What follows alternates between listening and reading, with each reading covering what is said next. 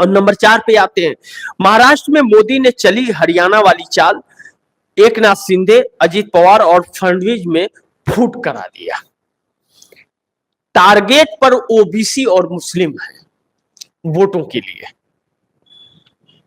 कि जब फूट होगी, अजित पवार निकले पार्टी से, गठबंधन से, शिंदे हो, फडणवीस अलग बयान दे, तो ओबीसी और मुस्लिम जो है एकनाथ शिंदे की तरफ भी कुछ झुकाव कर सकते हैं, अजित पवार की तरफ भी कुछ झुकाव कर सकते हैं। भाजपा को तो नहीं देंगे, लेकिन झुकाव तो हो सकता है। और मुस्लिमों को साधने का कार्य एकनाथ शिंदे, अजित पवार कर रहे हैं। ओबीसी को साधने के लिए 11 जातियों को ओबीसी में शामिल किया जा रहा है। तो क्या जो ओबीसी हैं वह उन 11 जातियों को ओबीसी में जब करेंगे, आरक्षण बटेगा, तो क्या वह तैयार होंगे? कहीं ऐसा तो नहीं कि यह उल्टा पड़ जाएगा? तो यह क्योंकि मनोज जारंगे पाटिल आरक्षण को ही लेकर के काफी उत्तेजित थे और आंदोलित थे। और ज्यादा दिन की बात नहीं, एकनाथ शिंदे सरकार बनने की बात है। एकनाथ शिंदे सरकार ने यह लिखित दिया था कि 10% आरक्षण हम आपको देंगे, लेकिन कोर्ट ने फिर रोक लगा दिया, जैसे बिहार में रोक लगा। जब ऐसा है तो अब एक आ रहा है तो दूसरा जा रहा है, और मनोज जारंगे पाटिल के कंधे पर बंदूक रख करके भाजपा चुनाव की रणनीति बनाती हुई नजर आ रही है। लेकिन उधर इंडिया गठबंधन, जो महाविकास आघाड़ी के नाम से जाना जाता है, उसके अंदर सीटों का भी बंटवारा हो गया और भाजपा में अभी भी नहीं हुआ। इन सारी रणनीतियों पर जो पेच सीटों पर आकर के फंसा एनडीए गठबंधन के अंदर, एकनाथ शिंदे 100 सीटें मांग रहे हैं, अजित पवार 88 सीटें मांग रहे हैं, और भारतीय जनता पार्टी कह रही है कि 170 से 200 सीटों पर लड़ूंगा। इस चीज को, इस रणनीति को आप दर्शक समझिए कि भारतीय जनता पार्टी क्यों लड़ना चाहती है इतना पर। क्योंकि भारतीय जनता पार्टी उनके वोटों को, जैसे हरियाणा में JJP, Dushyant Chautala deputy CM थे भाजपा सरकार में, उनका समर्थन था और वह अपनी जमानत नहीं बचा सके। वो लोग एक भी सीट नहीं, दुष्यंत चौटाला खुद की सीट नहीं जीत पाए, उनकी पार्टी समाप्त हो गई। वैसे ही एकनाथ शिंदे और अजित पवार के वोटों को तो यह ट्रांसफर कराएंगे, लेकिन भाजपा के वोट अगर उन लोगों के प्रत्याशी को ट्रांसफर नहीं हुए तो वह लोग हार जाएंगे। और भाजपा यह चाहती है कि मैं ज्यादा सीटों पर चुनाव लड़ूं और एकनाथ शिंदे, अजित पवार के वोटों को मैं अपनी तरफ ट्रांसफर कराऊं और उनको समाप्त करूं। मेरा इतना सीट आ जाए कि मैं सरकार बना सकूं अपने दम पर, और इसके लिए कहीं खेल भी करना है तो कर लो। यानी कि 288 सीटों में 145 से 146 सीटें चाहिए सरकार बनाने के लिए। 146 काफी है, पूर्ण बहुमत की सरकार बन जाएगी। ऐसे में एकनाथ शिंदे और अजित पवार का वही हाल करेगी भाजपा जो जगन मोहन रेड्डी आंध्रा के और जो उड़ीसा के नवीन पटनायक के साथ किया, चिराग पासवान के साथ किया, और अब इनके साथ करेगी, और इसके बाद नीतीश कुमार के साथ जो करने का षड्यंत्र कर रही है। इस रणनीति पर भाजपा अब निकल पड़ी है। यह रणनीति अभी तक नहीं थी, लेकिन क्षेत्रीय पार्टियों को समाप्त कर देना चाहिए। यह लगातार अपने भाषणों में भारतीय जनता पार्टी के वरिष्ठ नेता देते रहे, जैसे जेपी नड्डा राष्ट्रीय अध्यक्ष, गृह मंत्री अमित शाह भी देते हुए नजर आए लगातार कि क्षेत्रीय पार्टियों को समाप्त करना चाहिए। तेलंगाना में बीआरएस को समाप्त कर दिया, समर्थन लिया और समाप्त कर दिया। अब महाराष्ट्र में तो बीआरएस विलय कर गई शरद पवार की एनसीपी के अंदर। तो जिन जिन पार्टियों को के साथ मिलकर चुनाव लड़ी भारतीय जनता पार्टी ने, उन सभी पार्टियों को समाप्त कर दिया है, किसी पार्टी को छोड़ा नहीं किसी लायक। यानी कि उनका वर्चस्व समाप्त हो रहा है। मायावती को 3 बार मुख्यमंत्री बनाई भारतीय जनता पार्टी ने, लेकिन सरकार भी गिराई। इसलिए अब इंडिया गठबंधन को भी फूक फूक करके कदम रखने पड़ेंगे, क्योंकि जब चुनाव आयोग भी सरकार के साथ हो, अधिकारी भी चुनाव आयोग के साथ हो, अब माफ कीजिए सरकार के साथ हो, मशीन भी सरकार के साथ हो, सीसीटीवी कैमरा भी सरकार के साथ हो, जब सब साथ हो तो समझ लीजिएगा, जब यह कहती है कि आप वोट दीजिए या न दीजिए सरकार मेरी ही बनेगी, तो किसके दम पर कह रही है? किस तरह? अब पहली बार हरियाणा की 22 सीटों पर ईवीएम के सबूत चुनाव आयोग को दिए गए हैं कि यह गड़बड़ी हुई है। अब खुद ही सोचिए आप दर्शक, अगर आप मोबाइल भी अपना चार्ज करके, बैटरी चार्ज करके रखते हैं, तो 1 घंटा बाद उसका बैटरी डाउन हो जाता है कुछ न कुछ परसेंटेज, और पूरी रात रख दो, सुबह उठाओ आप, तो उसमें 20% कम ही मिलेगा, 10% कम मिलेगा। जो दिन भर ईवीएम मशीन चली, वह 99% चार्जेबल कैसे रह सकती है? क्या टेक्नोलॉजी उसमें फिट कर दिया भाई? और अगर वह रह सकती है तो बाकी मशीन क्यों नहीं रही? 90% से 99% बैटरी चार्जेबल जितनी भी रही मशीनें, और हर 22 विधानसभाओं में, हर विधानसभा में 8 से 10 का, जो 6 से 10 का रेशियो रहा ईवीएम का, 15-20 हजार वोट हर विधानसभा में तो ऐसे निकल गए। 6 से 7% वोट परसेंटेज बढ़ा दिया चुनाव आयोग ने 6 बजे के बाद। 14 लाख वोट तो एक्स्ट्रा कर दिए, और 6 से 10 मशीनें एक एक विधानसभा में बढ़ा दिए, और 45 मिनट सीसीटीवी कैमरा बंद हो जाता है।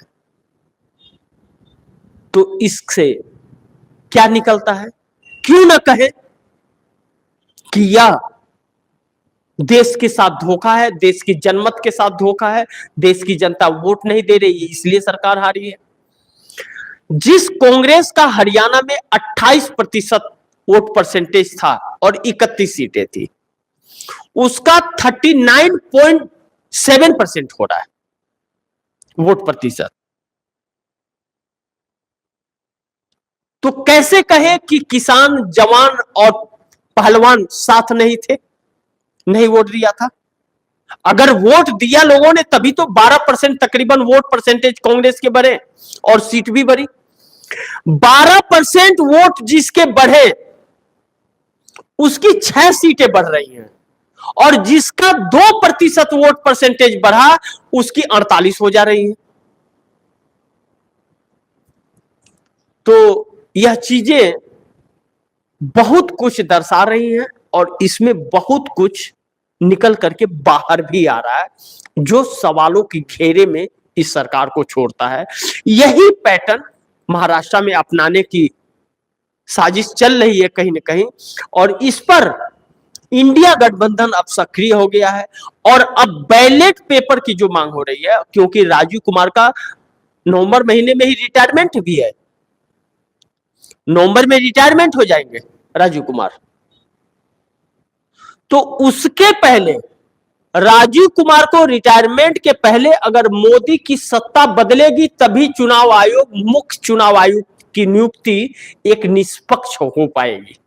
अन्यथा फिर ऐसा ही कोई चुनाव आयोग आएगा जो ऐसे ही कारनामे करेगा कि बैटरी 99% मिलेगी।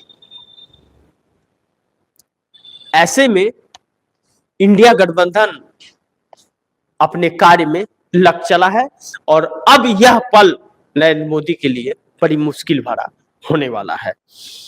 और नंबर 5, योगी से नाराज अखिलेश ने पहली बार नीतीश से मोदी सरकार गिराने की अपील, क्योंकि पूरी दिल्ली में हड़कंप मच गया।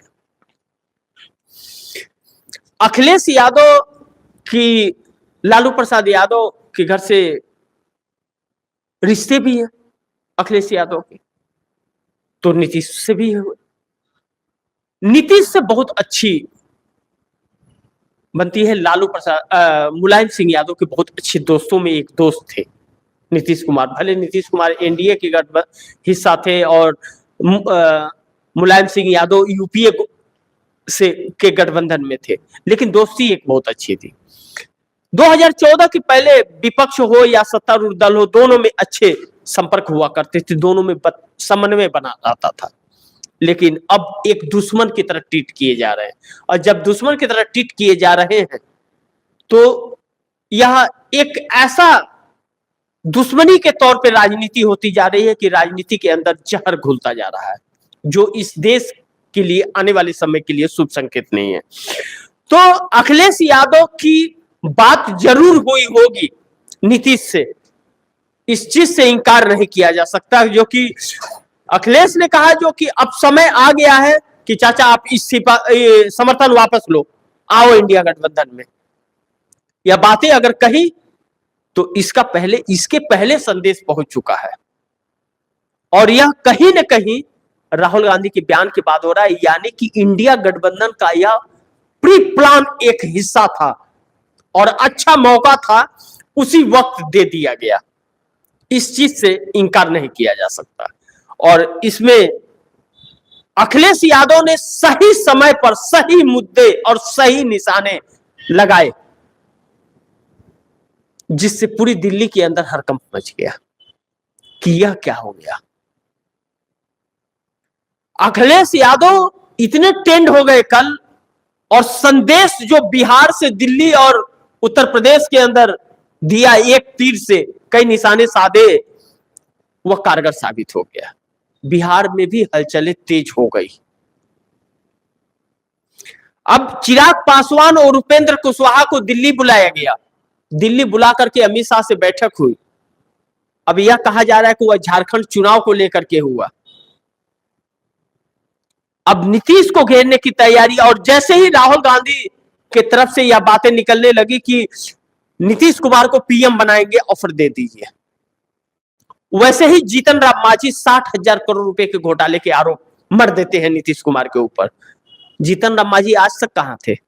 वह जेडीयू में ही थे, जेडीयू में ही सीएम भी थे बिहार के। वो अब भी एनडीए गठबंधन में ही है, और उनकी सरकार में उनके लोग मंत्री भी हैं।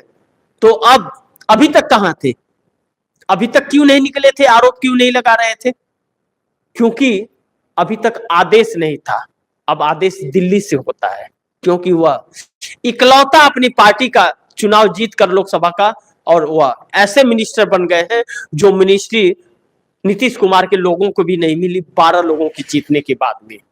इस वक्त नीतीश कुमार, जीतन राम मांझी एमएसएमई मंत्री हैं, लघु उद्योग कैबिनेट मंत्री में आते, और लल्लन सिंह नीतीश कुमार के 12 लोगों का समर्थन है, नीतीश कुमार को मिला है मछली पालन। जीतन राम मांझी को 50,000 करोड़ रुपए का बजट है, और लल्लन सिंह का 4,000 करोड़ का, जमीन आसमान का फर्क। तो अब जीतन राम मांझी वही करेंगे जो मोदी जी कहेंगे, क्योंकि और कोई उन्हें यह बनाएगा नहीं। तो इसलिए भी नीतीश कुमार अब आने की सोच रहे हैं। लेकिन नंबर 6, ईवीएम के खिलाफ बड़े आंदोलन की तैयारी, बैलेट पेपर से चुनाव की मांग। अब इस पर एक आंदोलन छिड़ता हुआ नजर आ रहा है। आम जनता भी अब सड़कों पर उतर रही है, और इस चीज को लेकर के, इस चीज पर भानु प्रताप सिंह और महबूब प्राचा को मत भूलिए कि बैलेट पेपर की मांग किस तरह हो रहा था, और देश के वकील धरना प्रदर्शन कर रहे थे, और चुनाव आयोग को बार बार खत लिखा जा रहा था।